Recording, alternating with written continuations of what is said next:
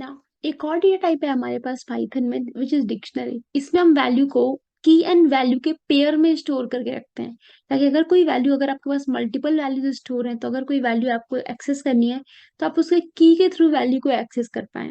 Like suppose आप किसी employ का डाटा स्टोर कर रहे हो, तो एम्प्लॉय की बहुत सारी प्रॉपर्टीज हो सकती है, लाइक उसका नेम, उसका एज, उसका रोल नंबर, उसका लाइक उसका स्किल। तो अगर आपको कोई एक सपोज के स्किल्स के बारे में जानना है, तो आप सिंपल की का यूज कर लोगे कि आपको एम्प्लॉय का स्किल जानना है कि वो क्या का उसको क्या क्या चीजें आती हैं, तो आप सिंपल स्किल की का यूज करोगे, उसके सारी स्किल को जान सकते हो। उसका एज जानना है तो एज की का यूज करके उसका एज जान सकते हो।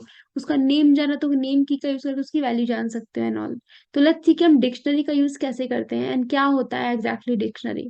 डिक्शनरी भी is a collection of heterogeneous type of data, जिसमें आप डिफरेंट टाइप के डेटा को स्टोर करके रखते हो। एंड इसमें की एंड पेयर के वैल्यू के फॉर्मेट में वैल्यू स्टोर करके रखते हैं। ऑल्सो ये अनइंडेक्स होता है, मतलब इंडेक्स के थ्रू वैल्यू एक्सेस नहीं कर पाते हैं, बट की के थ्रू वैल्यू एक्सेस कर लेते हैं। ये ऑर्डर्ड होता है, लाइक जिस ऑर्डर में आप वैल्यू को स्टोर करोगे उसी ऑर्डर में आप वैल्यू को एक्सेस भी कर सकते हो। And it is mutable also, मतलब इसमें भी आप वैल्यू को ऐड, रिमूव या रिप्लेस कर सकते हो। नाउ सो लेट्स सी कि हम डिक्शनरी क्रिएट कैसे करते हैं। इसके लिए भी हमें यूज करना होता है। इसके लिए हम यूज करेंगे कर्ली ब्रैकेट का। जैसे लिस्ट में हमने यूज किया था स्क्वायर ब्रैकेट, टपल में हमने यूज किया था राउंड ब्रैकेट, ऐसे ही डिक्शनरी के लिए हम यूज करेंगे स्क्वायर कर्ली ब्रैकेट का। नाउ सो डिक्शनरी हम क्रिएट करेंगे अपने पाइथन फाइल में। ना सो मैंने क्या यहाँ पे एम्प्लॉय इक्वल्स टू कोई भी वेरिएबल नेम आप ले सकते हो, एंड इसके लिए मैंने यूज करा कर्ली ब्रैकेट। एंड यहाँ पे मैं अब प्रॉपर्टीज लिखूंगी की एंड वैल्यू के फॉर्मेट में। सो मैंने किया नेम ऑफ द एम्प्लॉय सबसे पहले, नेम ऑफ द एम्प्लॉय, क्योंकि नेम भी एक स्ट्रिंग वैल्यू तो इसलिए मैं उसको कोट्स में ले रही हूँ। नेम ऑफ द एम्प्लॉय मैंने ले लिया, लेट्स सी सुरेश। आप कोई भी नाम ले सकते हो। अब दो वैल्यू को सेपरेट करने के यूज करेंगे कॉमा का, so comma. Now age of the employ मैंने ले लिया 29। नाउ हम ले लेते हैं skills of the employ, so skills. Skill क्योंकि एक से ज्यादा हो सकते तो इसके लिए मैं यूज कर रही हूँ लिस्ट का, क्योंकि ये भी हेट्रोजीनियस टाइप ऑफ डेटा होता है, तो इसमें आप डिफरेंट टाइप के वैल्यू को स्टोर कर सकते हो। तो मैंने स्किल्स में ले लिया मशीन लर्निंग, देन मैंने ले लिया मैथ्स, मैंने ले लिया स्टैटिस्टिक्स, या फिर मैंने ले लिया सॉफ्ट कंप्यूटिंग, एंड देन हम लेते हैं पाइथन। कुछ भी स्किल्स आप ले सकते हो अपने हिसाब से। ना अभी मैं सिर्फ इतना ही रख रही हूँ, मैं इसको क्लोज कर दिया मैंने।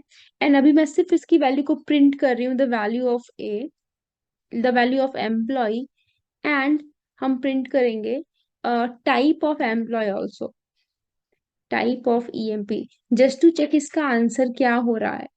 Now let's run this code.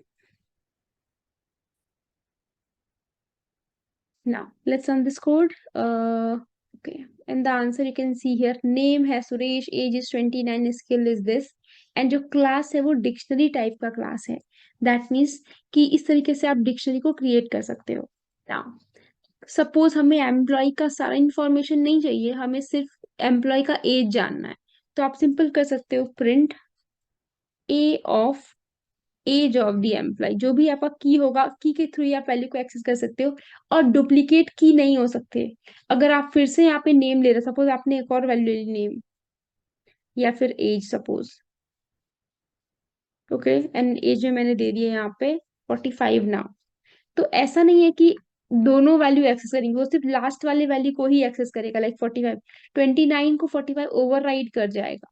Okay, this is employ actually, not a, not a. Run करेंगे and you can see the output. Age में 45 आएगा, ना कि 29 आएगा। तो आप डुप्लीकेट वैल्यू को ये यूज नहीं करता है। फिर से रन करेंगे एंड अभी जो आंसर आएगा वो आएगा 29। सेम ऐसे ही अगर आपको उस एम्प्लॉय की स्किल्स जाननी है, आप सिंपल करोगे एम्प्लॉय ऑफ स्किल्स, रन करेंगे and the answer you can see employ, उस एम्प्लॉय की सारी स्किल्स आ चुकी है हमारे पास। ना सपोज मुझे सारा स्किल नहीं चाहिए, मुझे सिर्फ पहला स्किल जानना है किसी क्या है, तो क्योंकि एक लिस्ट है, लिस्ट इंडेक्स होता है, तो हम यहाँ पे इंडेक्सिंग का यूज कर लेंगे।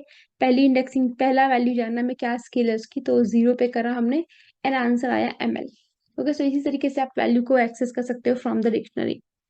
नाउ अब सपोज हमें वैल्यू को ऐड करना है या फिर रिमूव करना है, तो ये भी आप कर सकते हो अपने डिक्शनरी के अंदर। सो अगर हमें कोई वैल्यू ऐड करें, सपोज मुझे एम्प्लॉय का कॉन्टैक्ट नंबर इम्पोर्ट स्टोर करना है या अपडेट करना है, तो आप सिंपली कर लोगे employ phone number, employ phone, मैंने सिर्फ फोन लिख दिया है। एंड सपोज मैंने दे दिया यहाँ पे कुछ भी रैंडम वैल्यू, आप अपने हिसाब से दे सकते हो। एंड देन हम फिर से प्रिंट करेंगे द वैल्यू ऑफ एम्प्लॉय, और अभी आप देखोगे कि एम्प्लॉय का फोन नंबर अपडेट हो चुका है या फिर ऐड हो चुका है। सी, फोन नंबर ऐड हो चुका है। ओके। नाउ सपोज अगर हमें कोई वैल्यू यहाँ से रिमूव करनी है, तो हम कैसे करेंगे? तो उसके लिए अगर आपको कोई वैल्यू रिमूव करनी है, तो आप यूज करोगे पॉप आइटम या फिर पॉप फंक्शन का।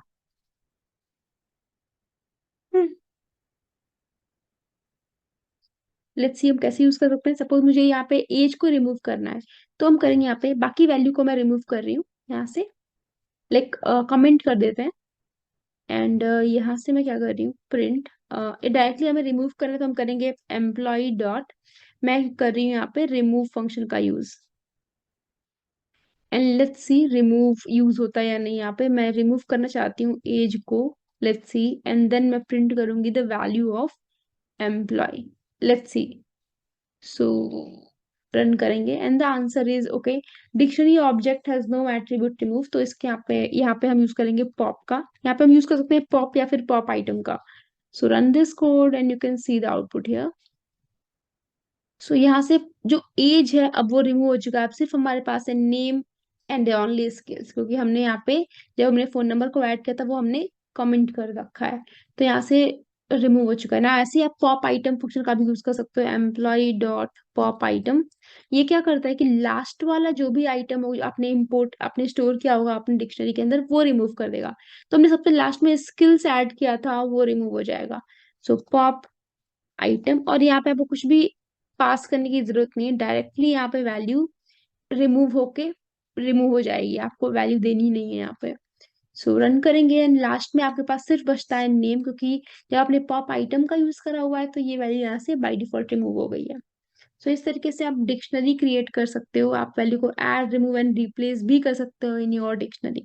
ऐसे ही आपके पास एक और डेटा टाइप है which is set. Let's see कि हम सेट को कैसे यूज करते हैं। ये बिल्कुल सेट बिल्कुल वैसा ही जैसे आप मैथमेटिक्स में आपने पढ़ा होगा, जैसे कि हम यूज करते हैं यहाँ पे, बाकी चीजों को हम कमेंट कर देते हैं ना। सो अभी देखते हैं बिल्कुल ऐसे जैसे डिक्शनरी का हमने यूज किया, लिस्ट का हमने यूज किया, जैसे टपल का हमने यूज किया, ऐसे ही आप सेट का भी यूज कर सकते हो इन पाइथन। सेट बेसिकली होता क्या है, it is also a collection of heterogeneous type of data. But इसमें एक प्रॉब्लम है, नॉट प्रॉब्लम, आप बोल सकते हो एक सिचुएशन है कि इसमें आप सिर्फ इम्यूटेबल टाइप ऑफ डेटा को ही स्टोर कर सकते हो। सो set is a collection of every time, set is a collection of immutable type of data, immutable type of data। That means इसमें आप सिर्फ ऐसे ही डेटा को स्टोर कर सकते हो जो इम्यूटेबल हो, like integer, like float, like string, like Boolean, tuple. But आप इसमें इन लिस्ट या फिर डिक्शनरी को स्टोर नहीं कर सकते, क्योंकि वो वैल्यूज जो होती हैं वो म्यूटेबल्स होती हैं। और यहाँ पे आप डुप्लीकेट वैल्यूज अलाउड नहीं होती हैं सेट के अंदर। यहाँ पे आप यूनियन इंटरसेक्शन वैल्यूज को प्रेफर करते हो, ऑपरेशंस के लिए यूज करते हो। लेट्स सी हम सेट कैसे क्रिएट कर सकते हैं। सेट को क्रिएट करने के लिए भी हम कर्ली ब्रैकेट का ही यूज कर सकते हैं, बट डिक्शनरी में भी हम कर्ली ब्रैकेट का यूज करते थे। डिफरेंस क्या है कि डिक्शनरी में वैल्यू की एंड वैल्यू के फॉर्मेट में स्टोर होती थी, जबकि सेट में हम वन बाय वन वैल्यू को होल्ड कर सकते हैं, स्टोर कर सकते हैं bye separating it by using com. Also set itself mutable होता है, बट ये इम्यूटेबल वैल्यू को ही स्टोर करता है। ये अनऑर्डर्ड होता है एज वेल एज अनइंडेक्स्ड भी होता है, इसमें आप वैल्यू को वन बाय वन एक्सेस नहीं कर सकते। लेट्स सी हम सेट को कैसे बनाएंगे एंड कैसे यूज करेंगे। सो मैंने यहाँ पे करा ए इक्वल्स टू, एक कर्ली ब्रैकेट लेंगे एंड इसमें आप डिफरेंट टाइप के वैल्यू को स्टोर कर सकते हो। 78, 10, triple a, 45। Okay, now let me print the value of a, as well as हम यहाँ पे प्रिंट करेंगे type of a also. So print type of a, let's see कि क्या आंसर आता है। So run and okay, and the answer is सी, ये एक सेट है। अच्छा, यहाँ पे आप देख सकते हो कि सी, पहले 3 था, फिर 8, फिर ABC, फिर 78, फिर यहाँ पे 10 है, ट्रिपल एन 45। जबकि जो आउटपुट आ रहा है उसमें ये बिल्कुल अलग अलग जगह पे है। ऐसा किसी भी डेटा टाइप में नहीं हुआ था, सिर्फ सेट में होता है, क्योंकि सेट ही अनऑर्डर्ड होता है, बाकी सब डेटा टाइप एटलीस्ट ऑर्डर्ड होते हैं। बट यहाँ पे देखिए, यहाँ पे कोई ऑर्डरिंग नहीं है आपके डेटा में, क्योंकि सेट एक अनऑर्डर्ड टाइप ऑफ डेटा होता है। नाउ नेक्स्ट थिंग इज कि इसमें आप वन बाय वन वैल्यू को एक्सेस नहीं कर सकते, कि ये अनइंडेक्स्ड होता है। नाउ ये डुप्लीकेट वैल्यू को भी अलाउड नहीं करता है। लाइक सपोज हमने यहाँ पे 2 टाइम्स ट्रिपल ए लिख दिया, या फिर हमने एक बार 45 लिख दिया, तो ये उन वैल्यू को रिमूव इग्नोर कर देगा जो डुप्लीकेट होंगे। सो हमने यहाँ पे रन किया, and you can see here कि यहाँ पे एक बार ही ट्रिपल ए या 45 आ रहा है। ऐसा नहीं है कि मल्टीपल, लाइक आप जितनी बार यूज करोगे उतनी बार वो सेम चीज आपको शो करेगा। नाउ इस तरीके से आप सेट को क्रिएट कर सकते हो। सेट में आप ऑपरेशंस को परफॉर्म कर सकते हो। नाउ एक चीज और मैं शो कर दूं, कि सेट में आप सिर्फ सेम टाइप, लाइक सिर्फ म्यूटेबल टाइप ऑफ डेटा को ही स्टोर कर सकते हो। जैसे ये सारे के सारे डेटा टाइप म्यूटेबल्स हैं, इम्यूटेबल्स हैं। अगर मैं यहाँ पे स्टोर करूंगी एक लिस्ट को, सो लिस्ट एक म्यूटेबल टाइप ऑफ डेटा होता है, तो इसका यूज आप सेट के अंदर नहीं कर सकते। सी, जबकि अगर मैं इसको कन्वर्ट कर दूं एक टपल में, सी, अगर मैं इस लिस्ट को ही टपल में कन्वर्ट कर दूं, अब सारे के सारे, क्योंकि टपल भी एक इम्यूटेबल टाइप ऑफ डेटा होता है, तो सेट उसको एक्सेप्ट कर लेगा। सी, तो ये सिर्फ collection of immutable type of data होता है। Let's comment it. नाउ कुछ ऑपरेशंस को भी परफॉर्म कर सकते हैं। लाइक सपोज अगर मेरे पास है, ए के अंदर है एक सेट 1 2 3 4 एंड 5, बी के अंदर है हमारे पास 3 4 5 6 एंड 7। ना, जब आप इसको रन करोगे, यहाँ पे कुछ ऐसा सिचुएशन आएगा, आपके पास ए में है एंड बी में कुछ कॉमन वैल्यूज भी हैं, विच इज 3 4 5। सो अगर आप इसका बीन डायग्राम बनाओगे तो ये कुछ ऐसा दिखेगा। देन आपके पास है 1 2, देन हमारे पास है 6 एंड 7। ये आपके पास है ए, ये आपके पास है बी। ना, जब आप करोगे A union B, A union B मतलब दोनों की वैल्यू आप ए के अंदर चाहते हो, तो मैंने यहाँ पे करा, ए के अंदर है 1 2 3 4 5, बी के अंदर है 3 4 5 6 एंड 7। बट होता क्या है कि क्योंकि 3 4 5 टू टाइम्स आ रहे हैं, तो ये यहाँ से इग्नोर हो जाएगा। सो यहाँ पे आएगा 1 2 3 4 5 6 7, 1 2 3 4 5 6 7, that is called union of A and B. Same ऐसे अगर आप ए इंटरसेक्शन बी करते हो, तो ये सिर्फ कॉमन या ओवरलैप्ड वैल्यू को ही एक्सेस करता है, विच इज 3 4 5। एंड अगर आप करते हो ए माइनस बी, तो ए के अंदर से बी पूरा का पूरा चला जाएगा, विच इज आपको सिर्फ मिलेगा 1 एंड 2। अगर आप करते हो बी माइनस ए, तो आपको सिर्फ मिलेगा 6 एंड 7, एंड सो ऑन। बहुत सारे ऐसे फॉर्मूला है जो आप यूज कर सकते हो अपने सेट के अंदर। Now let's use it in our programming part also. So हम यहाँ पे कर रहे हैं, पहले हम प्रिंट कर लेते हैं value of A and value of B. Now next thing is हम सिंपल करेंगे union of A. So A dot, functions already available है हमारे पास, तो हम सिंपल यूज करेंगे उन फंक्शंस का। ए को हम यूनियन करेंगे बी के थ्रू। Let's run this code.